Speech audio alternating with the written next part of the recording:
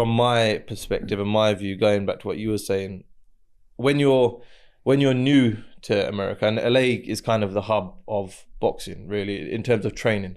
When I was there, new, fresh meat, every gym I'd walk into, I kid you not, they were lining up to spar me. And you hear these stories, but they were actually lining up to spar me. And the thing is over there, because I was so big for the weight, I'd walk into a gym and people would automatically think, yeah, he's a light heavyweight.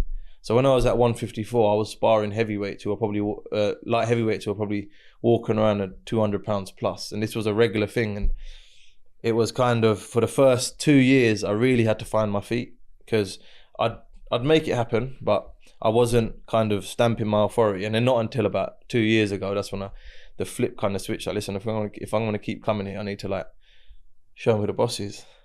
Yeah, Andy Lee tells a really good story about turning up at the Kronk for the first time. Kind of walked through the door as a skinny, pale Irish fella, and Cornelius Bundridge in the ring looked at him and literally just screamed fresh meat. Yeah. That's how it was. Yeah. But it's, early days over there, there probably were times where you thought, have I done the right thing here? I remember, listen, as soon as I was there for the first 3 weeks, I was questioning, like, listen, I was on my bed, I remember, I had a hard 3 weeks, and this was the first week after sparring. Come back in my room, I was like, do I really want to do this? Do I really, really want to do this? And I swear to God, I was this close to booking a flight and going back home and thinking, leave it. Like, there's no need to put myself through all this. But then something just there was like a voice in my head that keeps saying, just keep going. And hopefully come February 22nd, that voice in my head back then would be the reason I won a world title.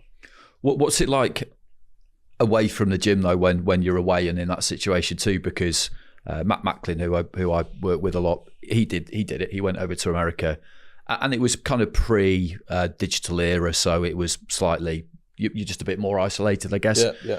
But he just said it was just the boredom and the loneliness of it outside of the ring, because you've got to live a really kind of selfish life, but that's lonely. Yeah, that must be lonely. It's very, very, very lonely. And don't get me wrong. There are you get your good days where you go out with your gym mates, your coaches and whatnot. But ultimately, I'd say 90% of the time, if you're not in the gym, you're at home and you're alone. You're in your room, and you need to. What I find myself tend to doing is keep replaying certain situations that were happening in the gym, in sparring, in fights, and that burns you out. Because you're using mental energy, and plus you can really go into a deep hole. Even you start thinking about things that's not boxing related. So yeah, it is a very, very, very sensitive place to be, but it's been working for me.